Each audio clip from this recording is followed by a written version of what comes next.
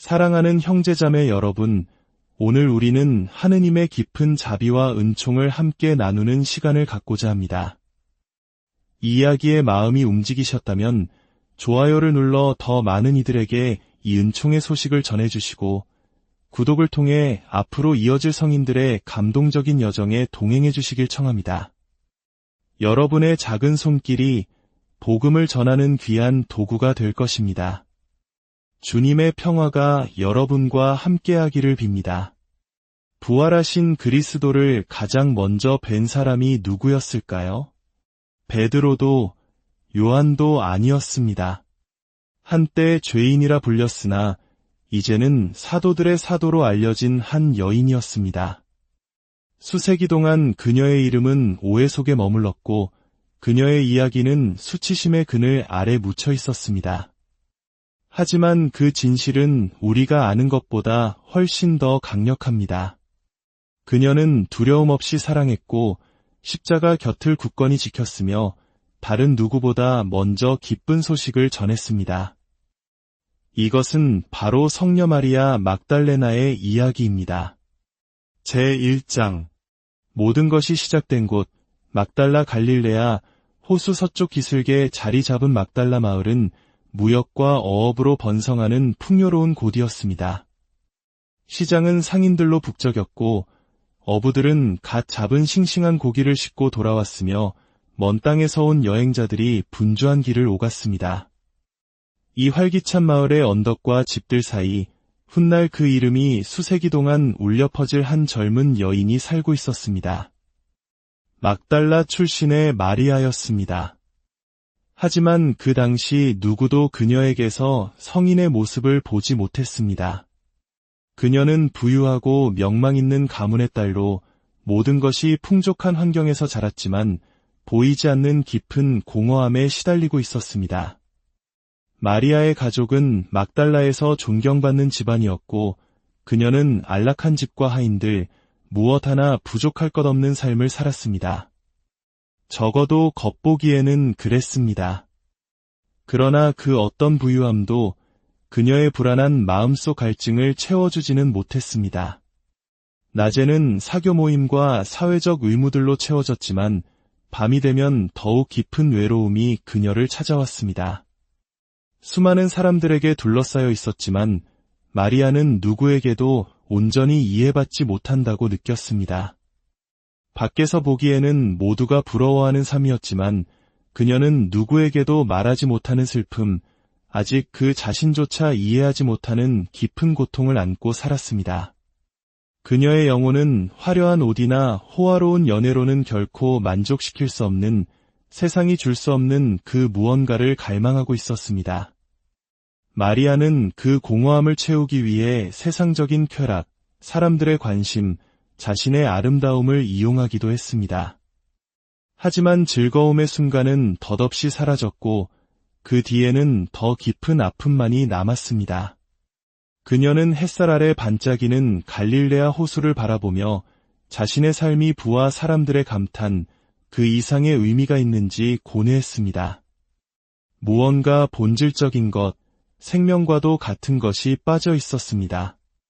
청년기에 접어들면서 마리아는 세상의 상처로부터 자유롭지 못했습니다. 그녀는 눈에 보이는 상처와 보이지 않는 상처를 모두 안고 있었습니다. 그녀의 아름다움은 찬사와 동시에 위험을 불러왔습니다. 사람들은 그녀의 매력을 칭송하면서도 등 뒤에서는 수군거렸고 그녀의 선택을 멋대로 판단했습니다. 실수들이 쌓여갔고 후회의 무게는 그녀의 마음을 무겁게 짓눌렀습니다. 순수한 것을 갈망했지만 오히려 점점 더 멀어지는 자신을 발견할 뿐이었습니다. 막달라 같은 작은 마을에서 소문은 빠르게 퍼져나갔습니다. 저 여자, 죄인이야 수군거림이 그녀를 따라다녔습니다. 어떤 이들은 그녀가 구원받을 수 없다고 말했고 다른 이들은 그녀가 스스로 어두운 길을 선택했다고 믿었습니다. 진실을 알고자 하는 이는 거의 없었습니다.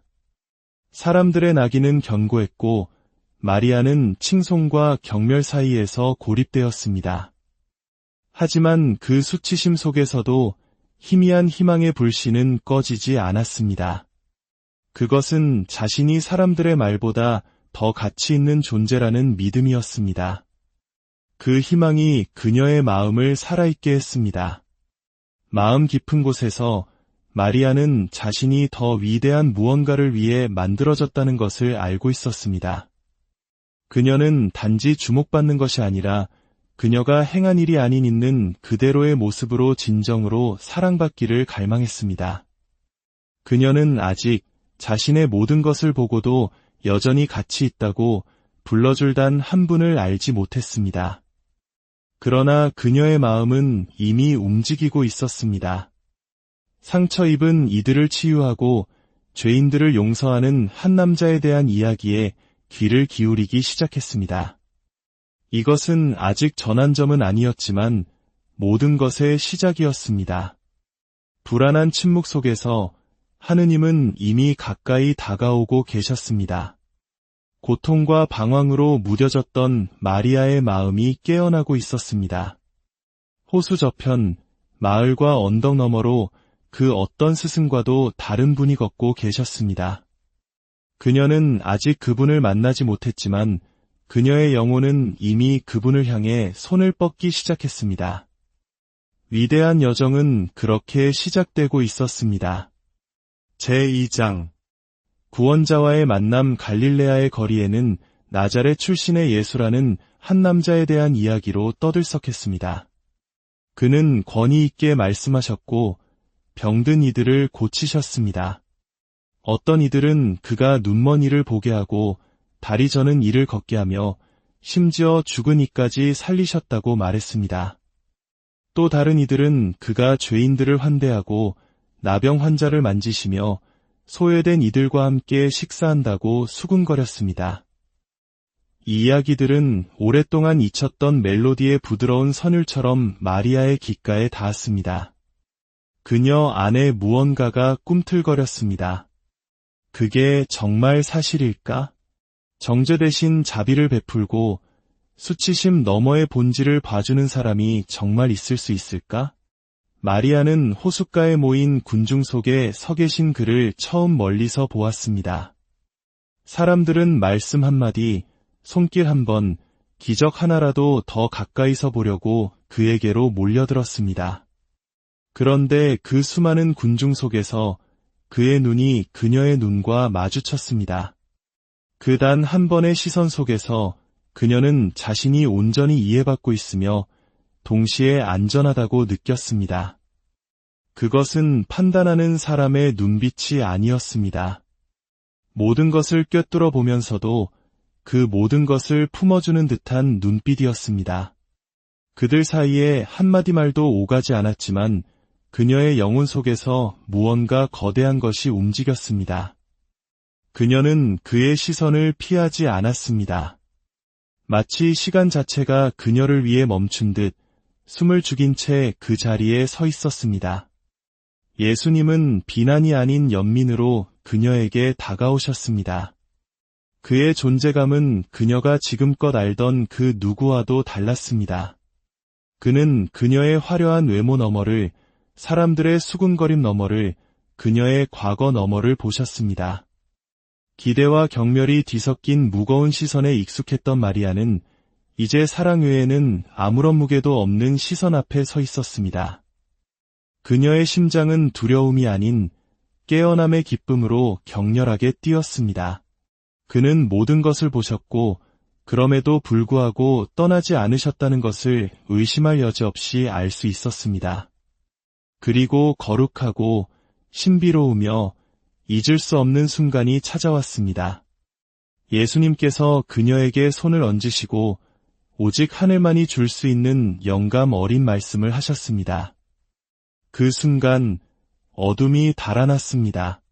그녀를 괴롭혔던 죄책감, 수치심, 두려움, 혼란의 고통이라는 7 마귀가 그의 사랑의 순전한 힘 앞에 쫓겨났습니다. 마치 오랫동안 짊어졌던 무거운 짐이 마침내 내려진 듯 그녀의 몸이 떨렸습니다. 그 무게는 햇살 속의 안개처럼 사라졌습니다. 그녀는 자유로워졌습니다. 그것은 단지 마음이나 정신의 변화가 아니었습니다. 그녀의 존재 전체가 새로워졌습니다. 눈은 더 맑아졌고 숨결은 가벼워졌으며 영혼은 평온을 되찾았습니다. 몇 년 만에 처음으로 그녀는 온전함을 느꼈습니다.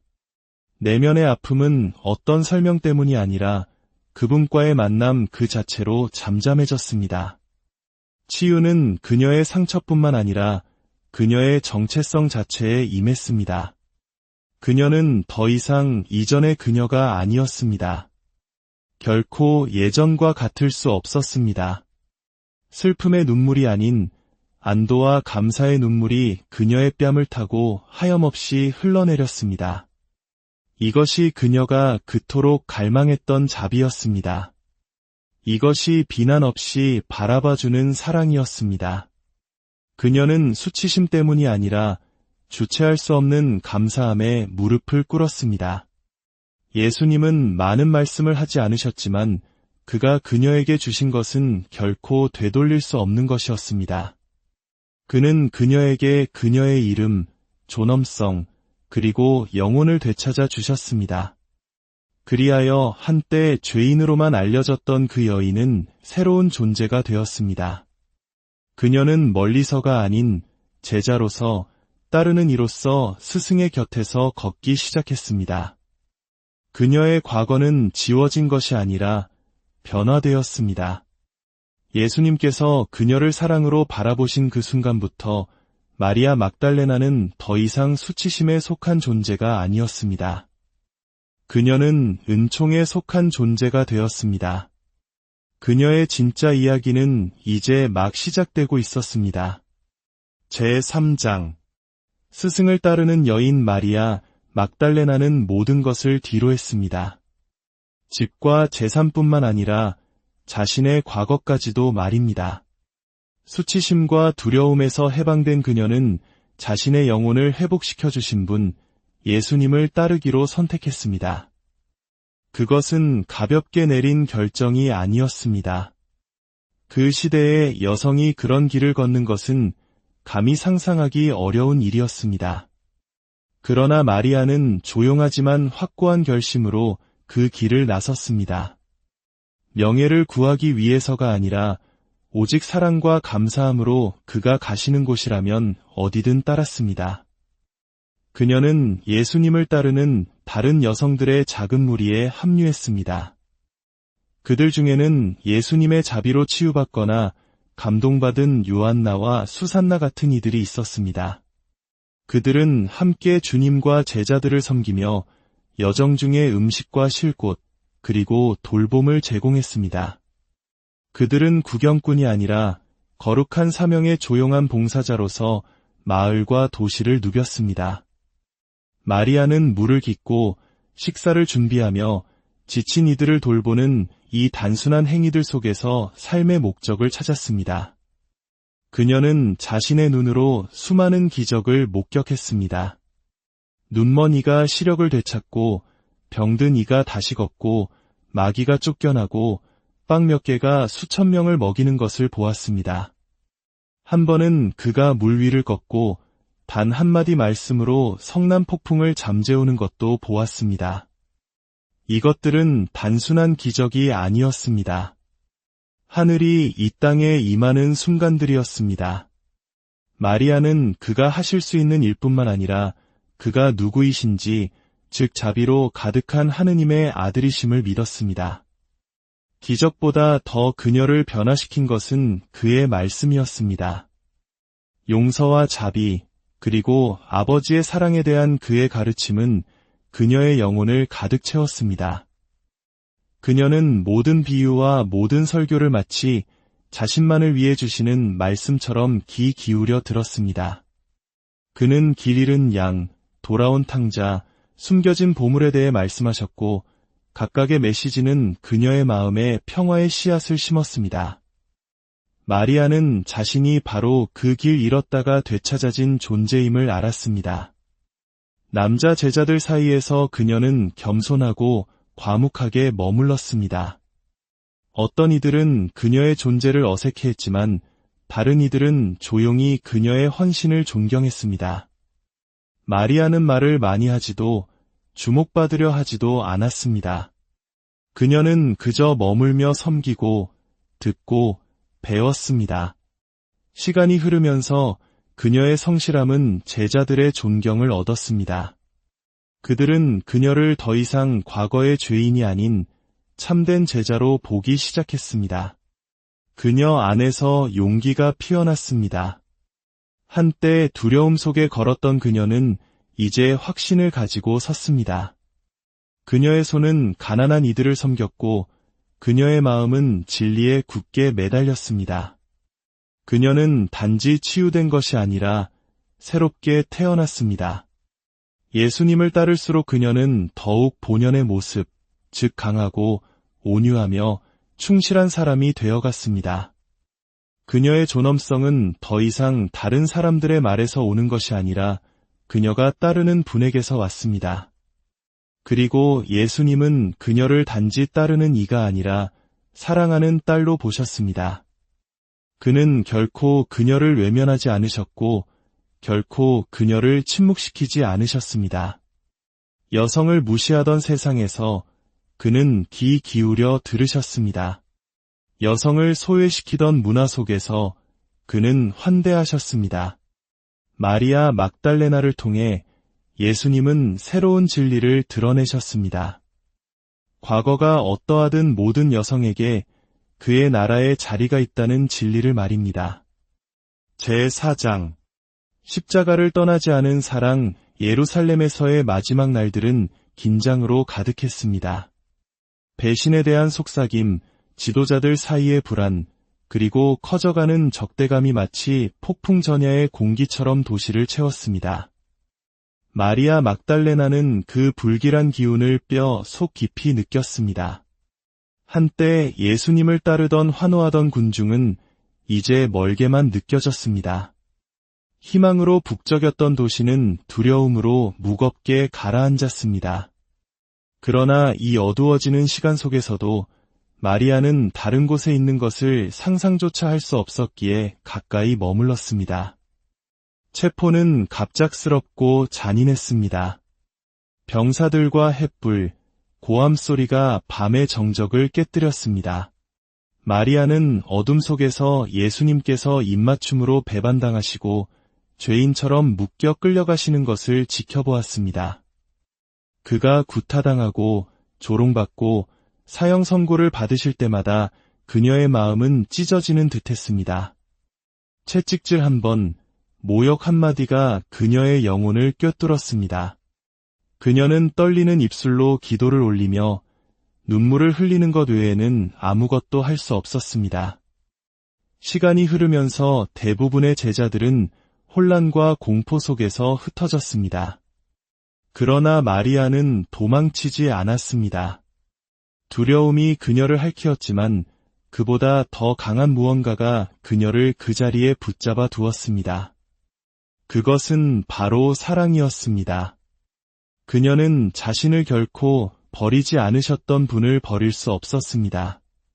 위험이 어떻든 수치심이 어떻든 그녀는 남았습니다. 그녀 곁에는 예수님의 어머니이신 마리아와 사랑받는 제자 요한이 함께 서 있었습니다. 그들은 함께 십자가의 길을 걸었습니다. 그리고 죽음의 언덕, 갈바리아에 이르렀습니다. 마리아는 십자가 발치에 섰습니다. 그녀의 발은 슬픔으로 젖은 먼지 위에 놓여 있었습니다. 그녀는 피 흘리고 멍든 채 그러나 여전히 조용한 위엄으로 가득 찬 예수님을 올려다보았습니다. 하늘은 어두워졌고 땅은 숨을 죽인 듯했습니다. 울부짖음과 조롱 속에서 마리아는 아무 말도 하지 않았습니다. 그녀의 존재 자체가 그녀의 사랑이었습니다. 그녀는 외면하지 않았습니다. 그럴 수 없었습니다. 그녀는 그저 머물렀습니다. 그들의 눈이 마지막으로 마주쳤습니다.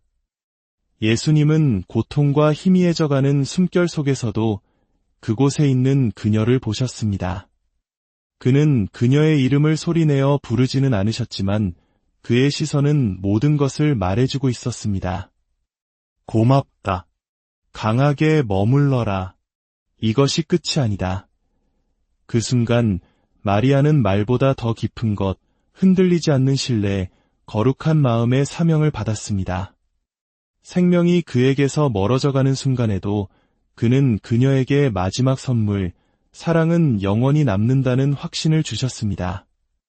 그가 마지막 숨을 거두셨을 때 하늘은 신음했고 땅은 흔들렸습니다. 마리아는 무릎을 꿇고 쓰러졌습니다. 그녀의 마음은 두 동강이 나는 듯했습니다. 그녀를 회복시키시고 그녀의 이름을 불러주셨던 분이 떠나가셨습니다. 그런 슬픔을 표현할 말은 없습니다. 오직 침묵과 눈물뿐이었습니다. 그러나 그때에도 그녀는 머무른 것을 후회하지 않았습니다. 죽음 앞에서조차 그녀는 모든 것을 변화시킨 그 사랑에 매달렸습니다. 다른 이들은 고통을 피하기 위해 돌아섰을지 모릅니다. 하지만 마리아는 진정한 사랑은 십자가가 나타났을 때 등을 돌리지 않는다는 것을 알았습니다. 진정한 사랑은 머무릅니다. 모든 것을 잃는다 해도 희망이 사라진 듯 보여도 진정한 사랑은 고통에서 도망치지 않습니다. 그것은 흔들리지 않고 그 발치에 섭니다. 그리고 마리아는 그렇게 섰습니다. 제5장 부활의 아침 해가 뜨기 전 마리아 막달레나는 아침 안개를 뚫고 조용히 걸었습니다. 마음은 슬픔으로 무거웠지만 손에는 향유를 들고 있었습니다. 주간 첫날이었습니다. 그녀는 자신에게 새 생명을 주신 분께 마지막 예를 다하기 위해 왔습니다. 그는 떠나셨지만 그녀의 사랑은 식지 않았습니다. 무덤으로 향하는 한 걸음 한 걸음마다 그녀를 영원히 바꿔놓았던 그의 목소리, 그의 친절, 그의 자비에 대한 기억으로 가득했습니다. 무덤에 이르렀을 때 그녀는 혼란 속에 멈춰 섰습니다. 입구를 막고 있던 커다란 돌이 굴려져 있었습니다. 심장이 멎는 듯했습니다. 그녀는 앞으로 달려가 안을 들여다보았습니다. 그의 시신이 없었습니다. 공포와 슬픔이 다시 한번 그녀를 덮쳤습니다. 무슨 일이 일어난 거지? 누가 그분을 데려갔는가? 눈물을 흘리며 그녀는 시몬 베드로와 요한에게 달려가 숨가쁘게 소식을 전했습니다. 누가 주님을 무덤에서 꺼내갔습니다. 어디에다 모셨는지 모르겠습니다. 베드로와 요한은 서둘러 와서 빈 무덤을 보고는 침묵 속에 떠났습니다. 그러나 마리아는 남았습니다. 그녀는 차마 떠날 수가 없었습니다. 아직은 아니었습니다. 그녀는 밖에서 슬픔을 참지 못하고 흐느꼈습니다. 천천히 그녀는 다시 한번 무덤 안을 들여다보기 위해 몸을 숙였습니다. 이번에는 예수님의 시신이 있던 자리에 두 천사가 앉아있는 것을 보았습니다. 한 명은 머리맡에, 다른 한 명은 발치에 있었습니다. 그들이 그녀에게 물었습니다. 여인아, 왜 우느냐? 그녀는 눈물을 통해 대답했습니다. 누가 저의 주님을 꺼내갔습니다. 몸을 돌리자 근처에 서 있는 또 다른 형체가 보였습니다. 슬픔으로 흐려진 눈 때문에 그녀는 그를 알아보지 못했습니다. 그가 부드럽게 물었습니다. 여인아, 왜 울고 있느냐? 누구를 찾고 있느냐? 그를 정원사라고 생각한 그녀는 애원했습니다. 선생님이 그분을 옮기셨거든 어디에다 모셨는지 저에게 알려주십시오. 제가 모셔가겠습니다. 그녀의 목소리는 사랑과 절박함으로 떨리고 있었습니다. 그때 그가 그녀의 이름을 불렀습니다. 마리아야. 단 한마디, 그 목소리 하나에 모든 것이 바뀌었습니다. 그녀는 얼어붙었습니다. 눈보다 마음이 먼저 그를 알아보았습니다. 라뿌니, 그녀는 환희의 참 목소리로 외쳤습니다. 그것은 예수님이셨습니다. 살아계셨습니다. 환영도 꿈도 아니었습니다. 진실로 부활하신 것이었습니다. 그녀의 슬픔은 안개처럼 사라졌습니다. 그 순간 성금요일의 모든 어둠은 부활절 아침의 빛에 삼켜졌습니다. 그녀의 주님께서 죽음을 이기신 것입니다. 예수님은 깊은 온유함으로 그녀를 바라보셨습니다. 아직 아버지께 올라가지 않았으니 자신에게 매달리지 말라고 하셨습니다. 대신 그는 그녀에게 사명을 주셨습니다. 가서 다른 이들에게 전하라는 사명이었습니다. 한때 상처 입고 울고 있던 마리아는 이제 세상을 바꿀 소식을 가지고 달려갔습니다. 그녀는 부활의 첫 번째 증인이었고 사도들의 사도였습니다. 그녀가 머물렀기 때문에, 그녀가 사랑했기 때문에 그녀는 선택받았습니다. 그리하여 십자가 아래에서 눈물 흘리던 여인 마리아 막달레나는 빈 무덤을 목격하고 부활하신 주님의 목소리를 들은 첫 번째 사람이 되었습니다. 그녀는 기쁨에 차 달려갔습니다. 단지 메시지를 전하기 위해서가 아니라 기적을 선포하기 위해서였습니다. 한때 수치심으로 침묵했던 그녀의 목소리는 이제 온 세상을 향해 외쳤습니다. 제가 주님을 뵈었습니다. 제9장 명예의 회복 수세기 동안 마리아 막달레나의 정체성은 혼란의 구름에 가려져 있었습니다. 그녀의 이름은 잘못된 추측과 그녀의 것이 아닌 이야기들과 얽혀 있었습니다. 그러나 1969년 가톨릭교회는 그녀의 존엄성을 회복하기 위한 결정적인 조치를 취했습니다.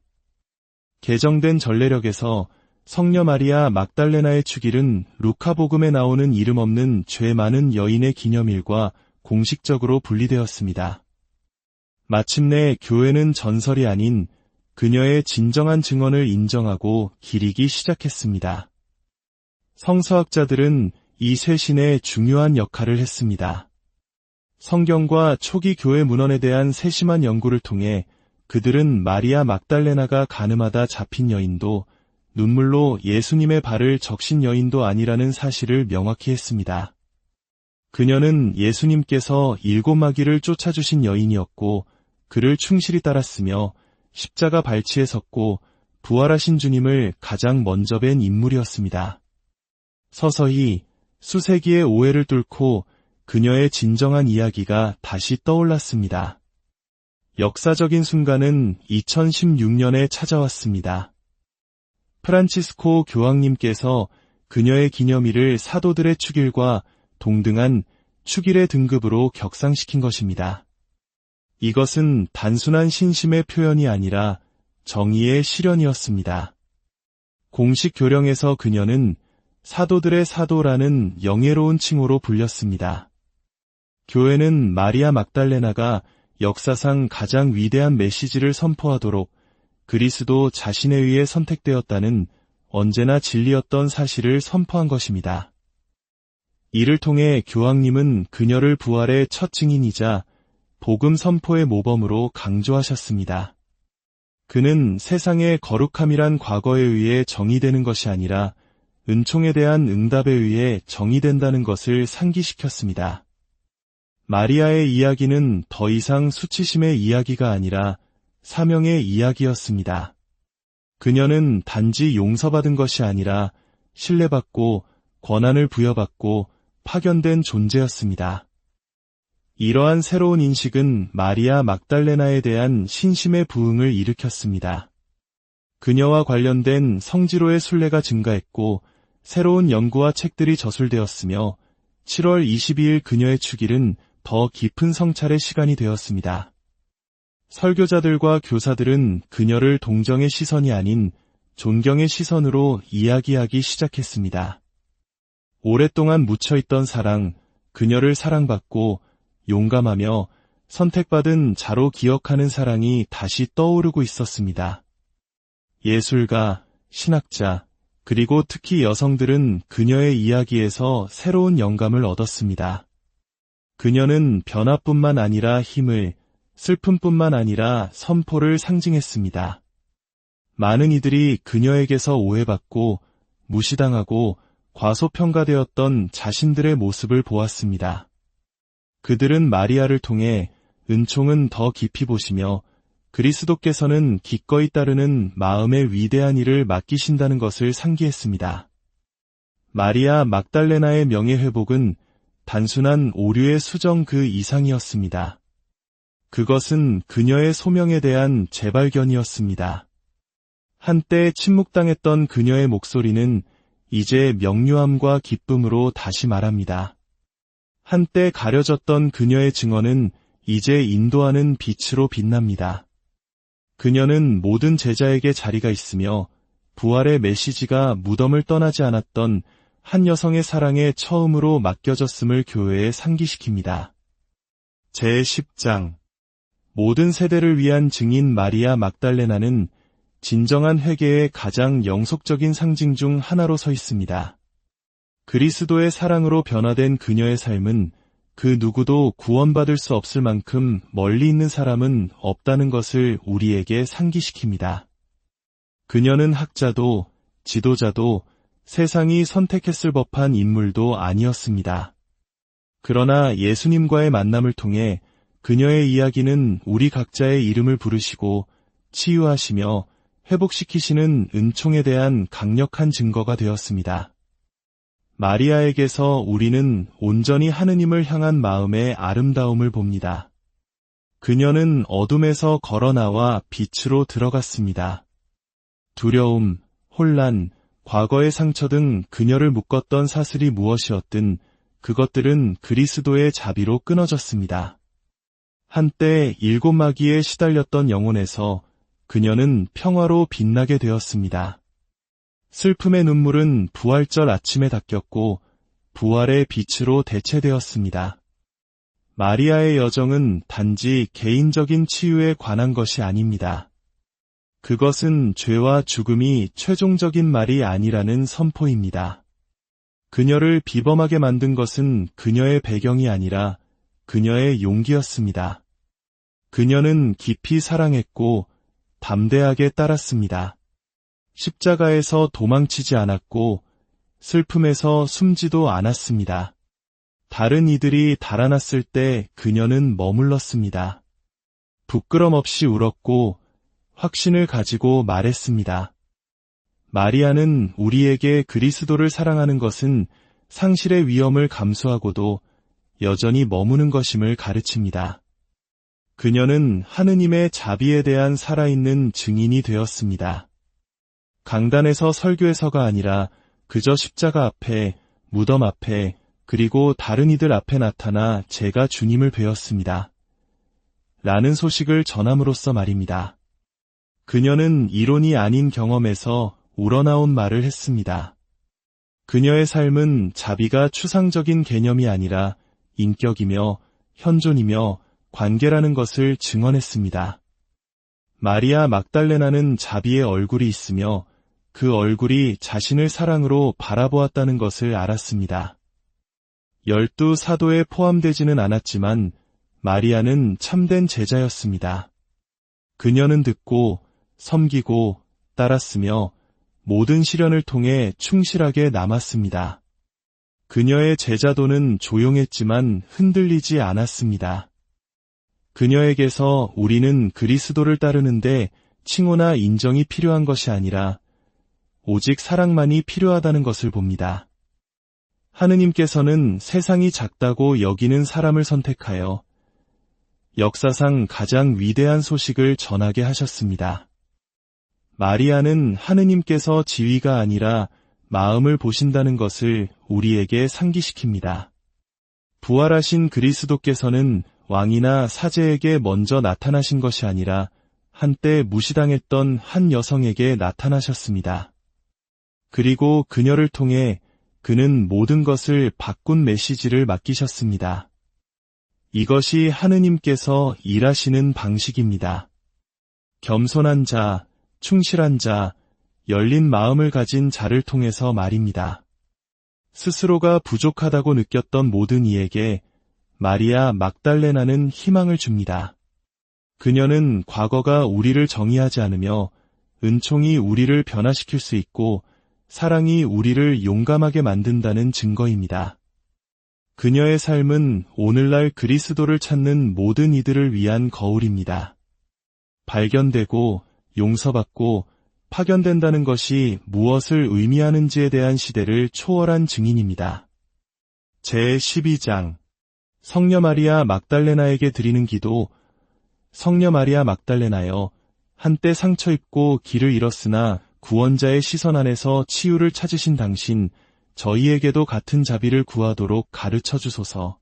당신은 완전한 여인으로서가 아니라 깊이 사랑받는 한 사람으로서 예수님 앞에 서셨나이다.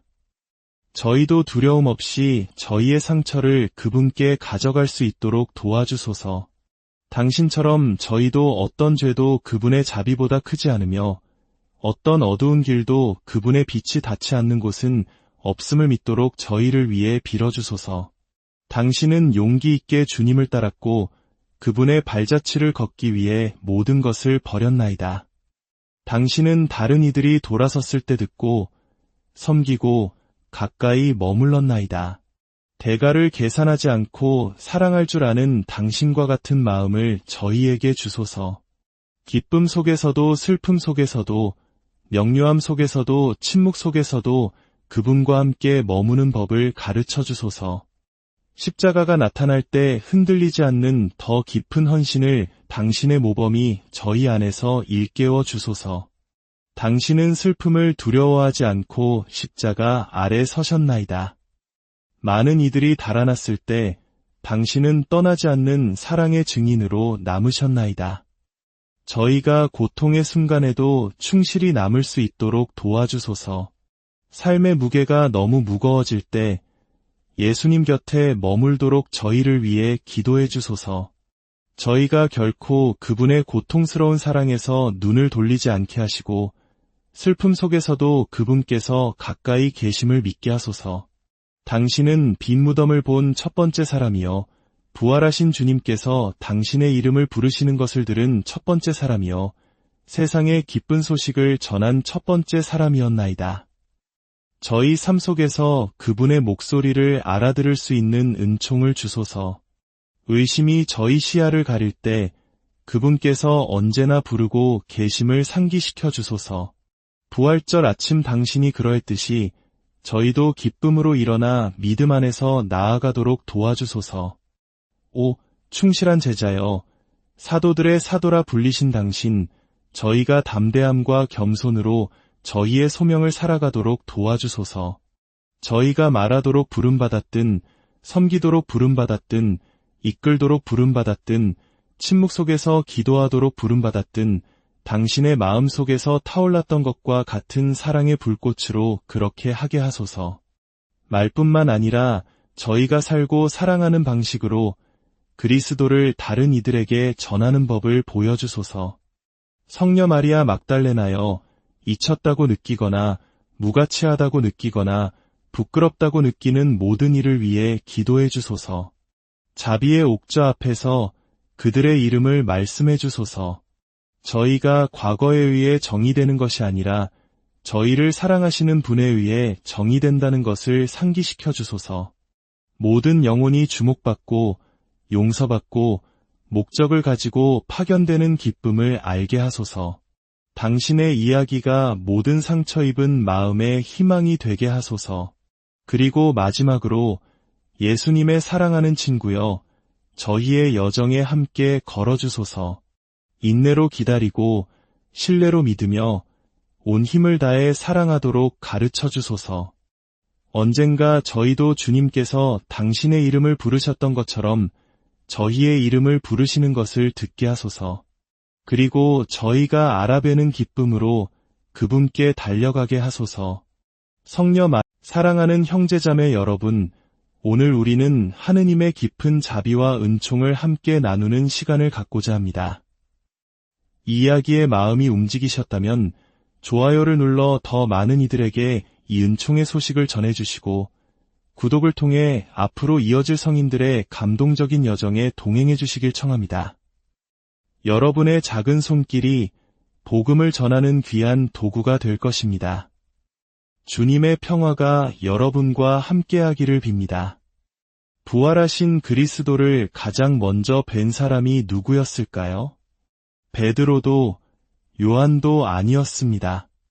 한때 죄인이라 불렸으나 이제는 사도들의 사도로 알려진 한 여인이었습니다.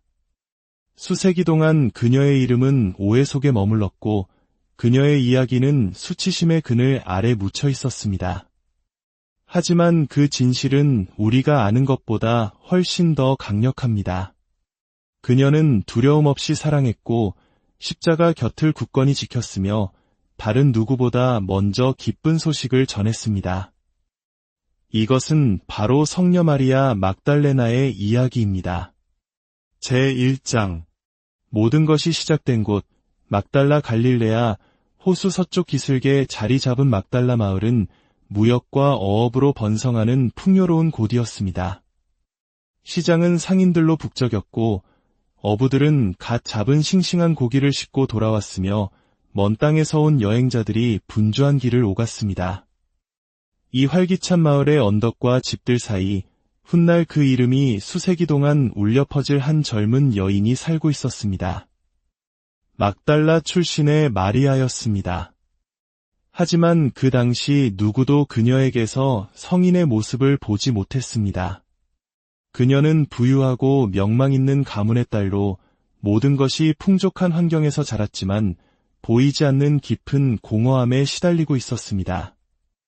마리아의 가족은 막달라에서 존경받는 집안이었고 그녀는 안락한 집과 하인들, 무엇 하나 부족할 것 없는 삶을 살았습니다.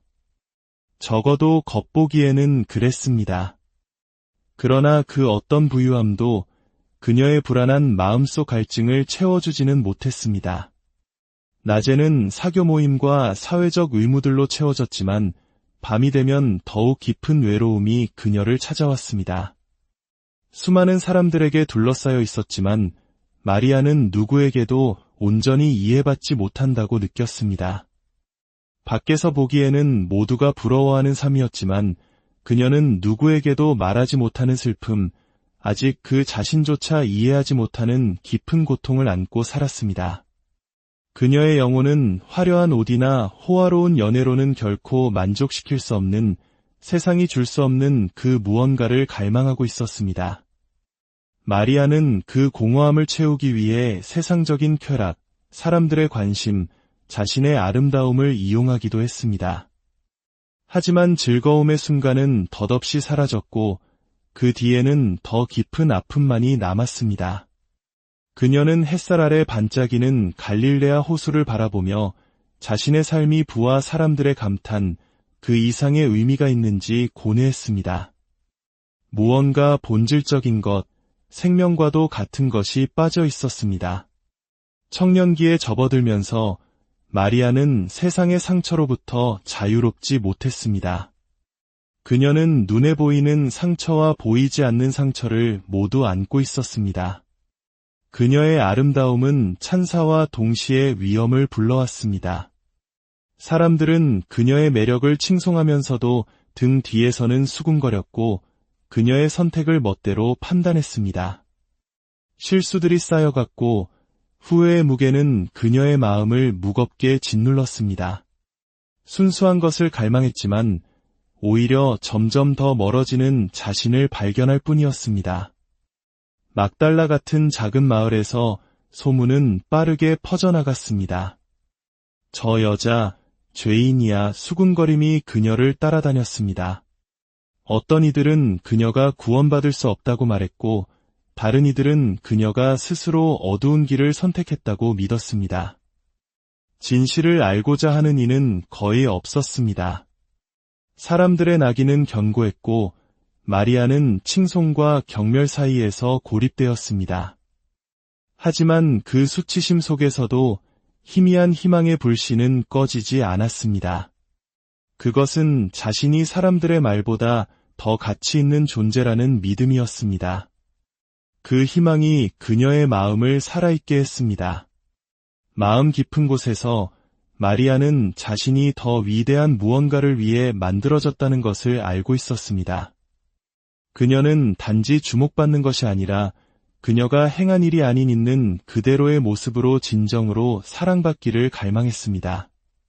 그녀는 아직 자신의 모든 것을 보고도 여전히 가치 있다고 불러줄 단 한 분을 알지 못했습니다. 그러나 그녀의 마음은 이미 움직이고 있었습니다.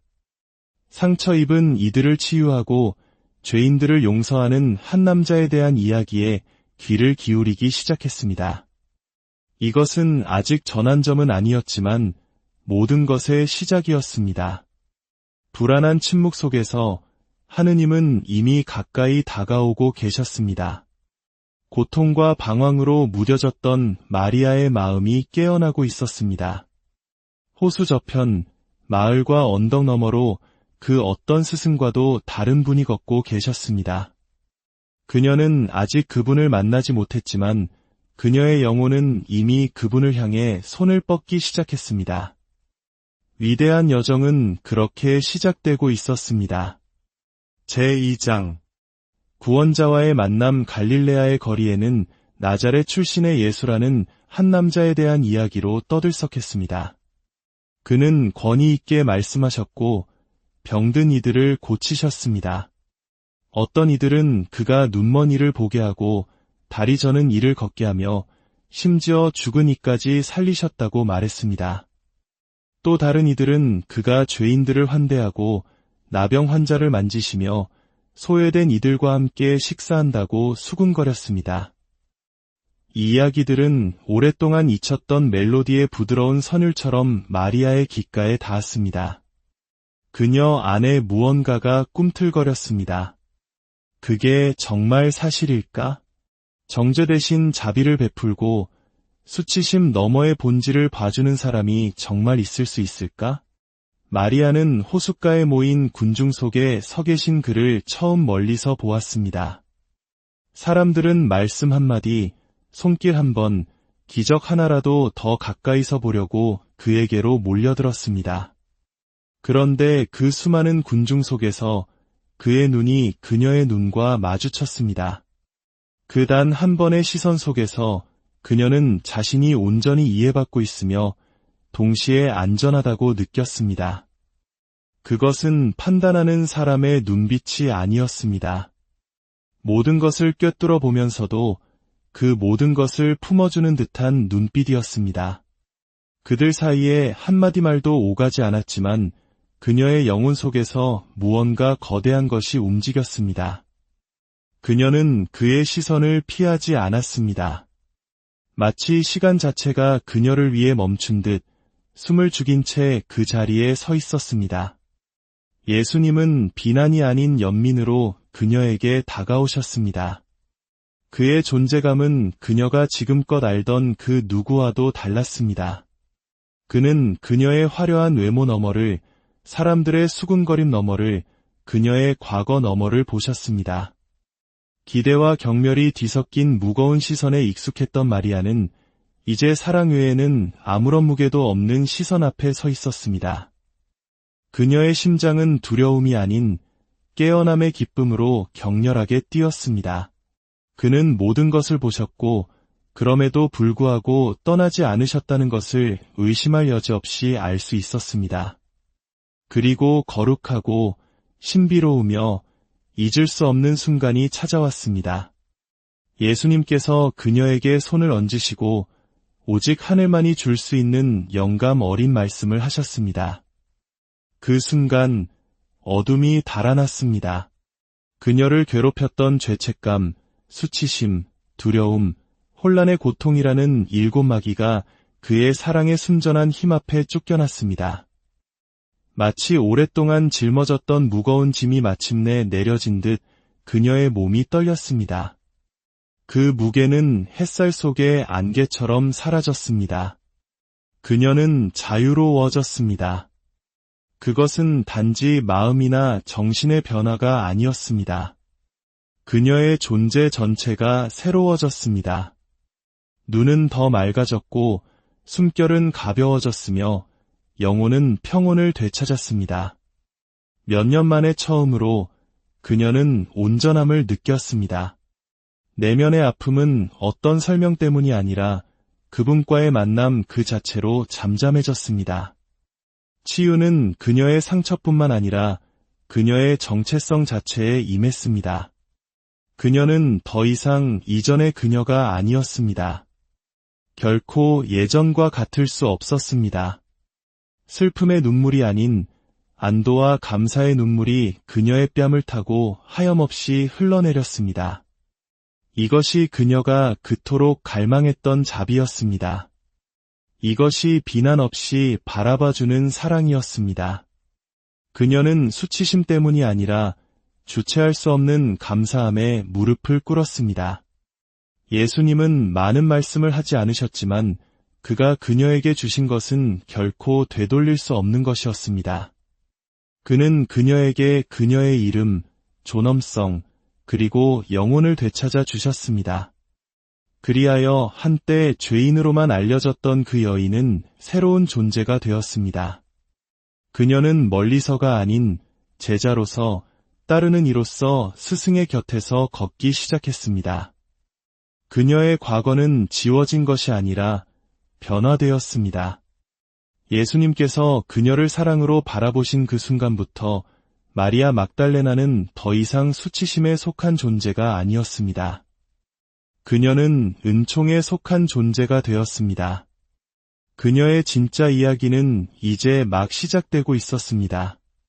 제3장 스승을 따르는 여인 마리아 막달레나는 모든 것을 뒤로 했습니다. 집과 재산뿐만 아니라 자신의 과거까지도 말입니다. 수치심과 두려움에서 해방된 그녀는 자신의 영혼을 회복시켜 주신 분, 예수님을 따르기로 선택했습니다. 그것은 가볍게 내린 결정이 아니었습니다. 그 시대에 여성이 그런 길을 걷는 것은 감히 상상하기 어려운 일이었습니다. 그러나 마리아는 조용하지만 확고한 결심으로 그 길을 나섰습니다. 명예를 구하기 위해서가 아니라 오직 사랑과 감사함으로 그가 가시는 곳이라면 어디든 따랐습니다. 그녀는 예수님을 따르는 다른 여성들의 작은 무리에 합류했습니다. 그들 중에는 예수님의 자비로 치유받거나 감동받은 요한나와 수산나 같은 이들이 있었습니다. 그들은 함께 주님과 제자들을 섬기며 여정 중에 음식과 쉴곳, 그리고 돌봄을 제공했습니다. 그들은 구경꾼이 아니라 거룩한 사명의 조용한 봉사자로서 마을과 도시를 누볐습니다. 마리아는 물을 깃고 식사를 준비하며 지친 이들을 돌보는 이 단순한 행위들 속에서 삶의 목적을 찾았습니다. 그녀는 자신의 눈으로 수많은 기적을 목격했습니다. 눈먼 이가 시력을 되찾고 병든 이가 다시 걷고 마귀가 쫓겨나고 빵 몇 개가 수천 명을 먹이는 것을 보았습니다. 한 번은 그가 물 위를 걷고 단 한마디 말씀으로 성난 폭풍을 잠재우는 것도 보았습니다. 이것들은 단순한 기적이 아니었습니다. 하늘이 이 땅에 임하는 순간들이었습니다. 마리아는 그가 하실 수 있는 일뿐만 아니라 그가 누구이신지, 즉 자비로 가득한 하느님의 아들이심을 믿었습니다. 기적보다 더 그녀를 변화시킨 것은 그의 말씀이었습니다. 용서와 자비, 그리고 아버지의 사랑에 대한 그의 가르침은 그녀의 영혼을 가득 채웠습니다. 그녀는 모든 비유와 모든 설교를 마치 자신만을 위해 주시는 말씀처럼 귀 기울여 들었습니다. 그는 길 잃은 양, 돌아온 탕자, 숨겨진 보물에 대해 말씀하셨고 각각의 메시지는 그녀의 마음에 평화의 씨앗을 심었습니다. 마리아는 자신이 바로 그 길 잃었다가 되찾아진 존재임을 알았습니다. 남자 제자들 사이에서 그녀는 겸손하고 과묵하게 머물렀습니다. 어떤 이들은 그녀의 존재를 어색해했지만 다른 이들은 조용히 그녀의 헌신을 존경했습니다. 마리아는 말을 많이 하지도 주목받으려 하지도 않았습니다. 그녀는 그저 머물며 섬기고 듣고 배웠습니다. 시간이 흐르면서 그녀의 성실함은 제자들의 존경을 얻었습니다. 그들은 그녀를 더 이상 과거의 죄인이 아닌 참된 제자로 보기 시작했습니다. 그녀 안에서 용기가 피어났습니다. 한때 두려움 속에 걸었던 그녀는 이제 확신을 가지고 섰습니다. 그녀의 손은 가난한 이들을 섬겼고 그녀의 마음은 진리에 굳게 매달렸습니다. 그녀는 단지 치유된 것이 아니라 새롭게 태어났습니다. 예수님을 따를수록 그녀는 더욱 본연의 모습, 즉 강하고 온유하며 충실한 사람이 되어갔습니다. 그녀의 존엄성은 더 이상 다른 사람들의 말에서 오는 것이 아니라 그녀가 따르는 분에게서 왔습니다. 그리고 예수님은 그녀를 단지 따르는 이가 아니라 사랑하는 딸로 보셨습니다. 그는 결코 그녀를 외면하지 않으셨고 결코 그녀를 침묵시키지 않으셨습니다. 여성을 무시하던 세상에서 그는 귀 기울여 들으셨습니다. 여성을 소외시키던 문화 속에서 그는 환대하셨습니다. 마리아 막달레나를 통해 예수님은 새로운 진리를 드러내셨습니다. 과거가 어떠하든 모든 여성에게 그의 나라에 자리가 있다는 진리를 말입니다. 제4장 십자가를 떠나지 않은 사랑. 예루살렘에서의 마지막 날들은 긴장으로 가득했습니다. 배신에 대한 속삭임, 지도자들 사이의 불안, 그리고 커져가는 적대감이 마치 폭풍 전야의 공기처럼 도시를 채웠습니다. 마리아 막달레나는 그 불길한 기운을 뼈 속 깊이 느꼈습니다. 한때 예수님을 따르던 환호하던 군중은 이제 멀게만 느껴졌습니다. 희망으로 북적였던 도시는 두려움으로 무겁게 가라앉았습니다. 그러나 이 어두워지는 시간 속에서도 마리아는 다른 곳에 있는 것을 상상조차 할 수 없었기에 가까이 머물렀습니다. 체포는 갑작스럽고 잔인했습니다. 병사들과 횃불, 고함 소리가 밤의 정적을 깨뜨렸습니다. 마리아는 어둠 속에서 예수님께서 입맞춤으로 배반당하시고 죄인처럼 묶여 끌려가시는 것을 지켜보았습니다. 그가 구타당하고 조롱받고 사형 선고를 받으실 때마다 그녀의 마음은 찢어지는 듯했습니다. 채찍질 한 번, 모욕 한마디가 그녀의 영혼을 꿰뚫었습니다. 그녀는 떨리는 입술로 기도를 올리며 눈물을 흘리는 것 외에는 아무것도 할 수 없었습니다. 시간이 흐르면서 대부분의 제자들은 혼란과 공포 속에서 흩어졌습니다. 그러나 마리아는 도망치지 않았습니다. 두려움이 그녀를 핥히었지만 그보다 더 강한 무언가가 그녀를 그 자리에 붙잡아 두었습니다. 그것은 바로 사랑이었습니다. 그녀는 자신을 결코 버리지 않으셨던 분을 버릴 수 없었습니다. 위험이 어떻든 수치심이 어떻든 그녀는 남았습니다. 그녀 곁에는 예수님의 어머니이신 마리아와 사랑받는 제자 요한이 함께 서 있었습니다. 그들은 함께 십자가의 길을 걸었습니다. 그리고 죽음의 언덕, 갈바리아에 이르렀습니다. 마리아는 십자가 발치에 섰습니다. 그녀의 발은 슬픔으로 젖은 먼지 위에 놓여 있었습니다. 그녀는 피 흘리고 멍든 채 그러나 여전히 조용한 위엄으로 가득 찬 예수님을 올려다보았습니다. 하늘은 어두워졌고 땅은 숨을 죽인 듯했습니다. 울부짖음과 조롱 속에서 마리아는 아무 말도 하지 않았습니다. 그녀의 존재 자체가 그녀의 사랑이었습니다. 그녀는 외면하지 않았습니다. 그럴 수 없었습니다. 그녀는 그저 머물렀습니다. 그들의 눈이 마지막으로 마주쳤습니다. 예수님은 고통과 희미해져가는 숨결 속에서도 그곳에 있는 그녀를 보셨습니다. 그는 그녀의 이름을 소리내어 부르지는 않으셨지만 그의 시선은 모든 것을 말해주고 있었습니다. 고맙다. 강하게 머물러라. 이것이 끝이 아니다. 그 순간 마리아는 말보다 더 깊은 것, 흔들리지 않는 신뢰, 거룩한 마음의 사명을 받았습니다. 생명이 그에게서 멀어져가는 순간에도 그는